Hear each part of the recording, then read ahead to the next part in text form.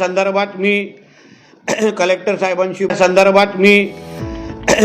साहेबांशी बोललेलो आहे। आपल्या जिल्ह्यामध्ये प्रशासनामध्ये बीडची लॉबी काम करते याची माहिती माझ्या कानापर्यंत आलेली आहे।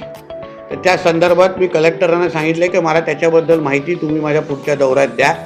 कोणाची अगर मक्तेदारी आणि दादागिरी इथे चालत असेल, बीड आपल्या राज्यातला एक महत्त्वाचा जिल्हा आहे, पण त्याही जिल्ह्याच्या नाव वापरून अगर इथे कोणी दादागिरी करत असेल त्या संबंधित तर त्यांच्यापर्यंत आम्ही पोचू।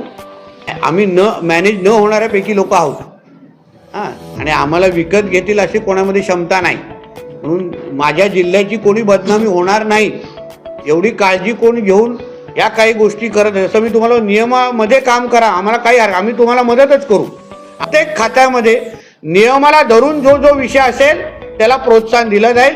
नियमबाह्य कोणी इथे काम करत असेल तर त्याला प्रोत्साहन करणाऱ्या अधिकाऱ्याला पण घरी पाठवण्याची भूमिका आमच्या सरकारची असेल।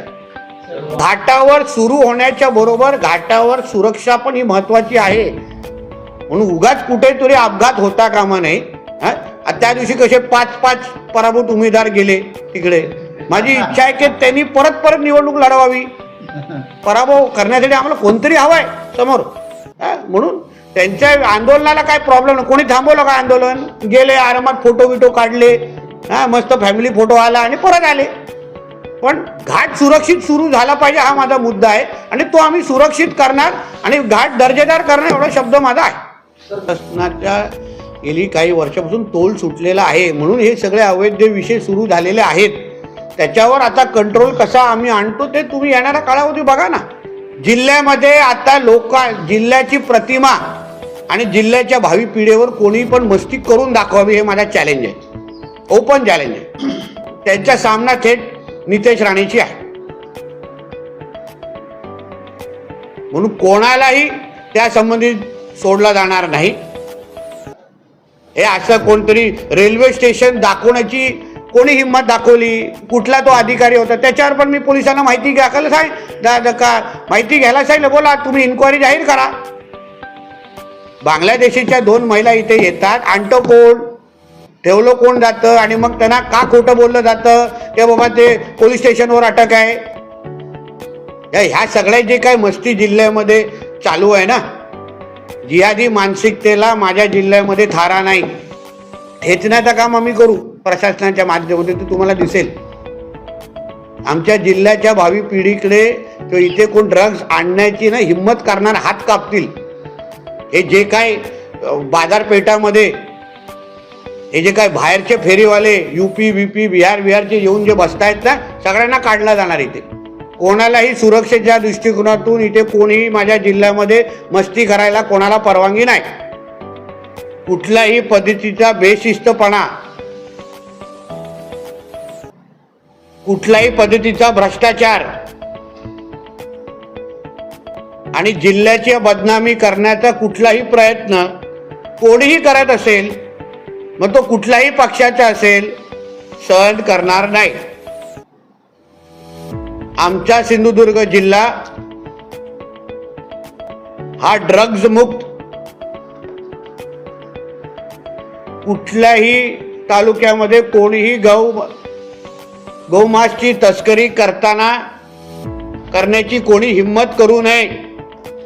मटका, जुगार, ऑनलाईन गेमिंग,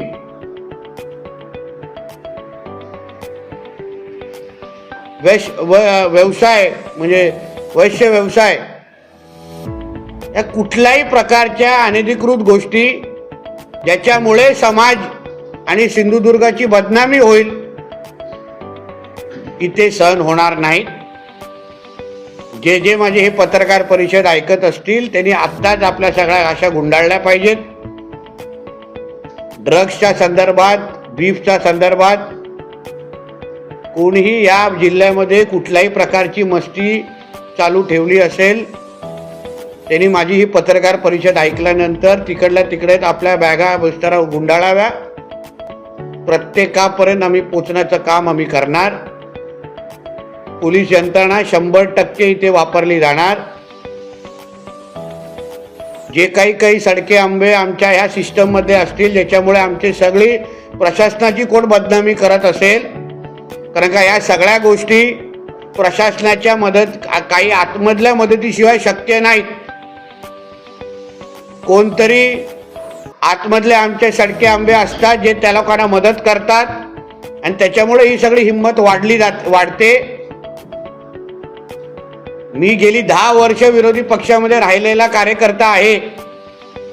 मला प्रत्येकाच्या नावासकट आम्ही सगळेजण त्या पद्धतीची माहिती बाहेर आणू शकतो. म्हणून प्रत्येकाने आपल्या आपल्या पद्धतीने दिलेली जबाबदारी हे जनतेच्या सेवक आहोत म्हणून ते पूर्ण करावी. कोणावरही अन्याय होणार नाही एवढी काळजी मी घेईन. पण जो कोण राज्याच्या विरोधात, जिल्ह्याच्या प्रतिमेच्या विरोधात कोणीही कुठल्याही पद्धतीचा कारभार इथे करायचा विचार पण करत असेल तर त्या ह्या पुढे सहन होणार नाहीत. इथे जे पण आपल्या सगळ्या ज्या शांत पद्धतीने कोण राहत असेल, जिल्ह्यामध्ये कायदा आणि सुव्यवस्था बिघडवण्याचा अधिकार कोणालाच नसणार.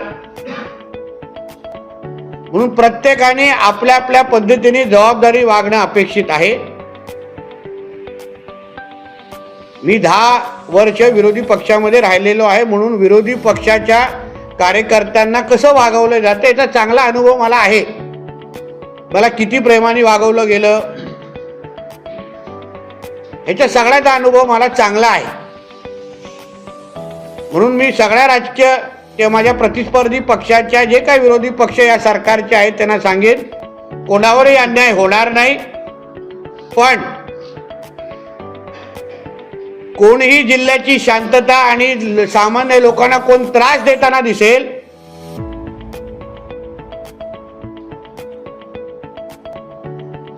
तर माझ्याबरोबर झालेल्या घटना माझ्या नजरेसमोर आहेत. त्याच्यापेक्षाही चांगला अनुभव तुम्हाला देण्याचा प्रयत्न माझा असेल. या जिल्ह्याच्या प्रतिमेला कोणीही गालबोट लावता कामा नये. मटका, जुगार, अवैध दारू, मग ते कोणाच्याही पक्षाचे असतील, माझ्या स्वतःच्याही पक्षाचे असतील तरी पण आम्ही काही करणार नाही. मला या जिल्ह्यामध्ये कुठल्याही पद्धतीचा अवैध धंदे आम्ही चालवून देणार नाही. मग तो वाळू संदर्भात असो काही नियमाला धरून करा, आम्हाला काही प्रॉब्लेम नाही. नियमामध्ये ते बसत असेल आम्ही तुमच्या बरोबर आहोत. पण नियम बाह्य काय विषय असेल तर त्याच्यावर कारवाई होणार. त्याचं तुम्हाला प्रतिबिंब माझ्या कारभारामध्ये निश्चित पद्धतीने दिसेल. म्हणजे शिवड करायचं असेल तर आदरणीय निलेश साहेबांशी बोलून तिकडच्या लोकांना विश्वासात घेऊन त्यांची इच्छा असेल शिवड प्रकल्प आपण आणण्याची आमची तयारी आहे. पण लोकांना विश्वासात घेऊन स्थानिक आमदार निलेशजींशी बोलून ती पावलं निश्चित पद्धतीने उचलू. अधिकाऱ्यांना ज्या खुर्च्या दिलेल्या आहेत ते काम करण्यासाठी दिलेल्या आहेत. सोमवार तो शुक्रवार 100% काम इथे होणार.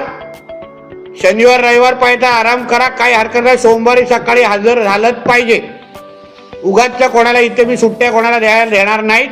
सुट्ट्या घ्यायच्या असेल तर येताना मग हातात तुमच्या हातात अगर नोटीस ऑर्डर असेल तर मग त्याच्याबद्दल मला नंतर तक्रार करायची नाही.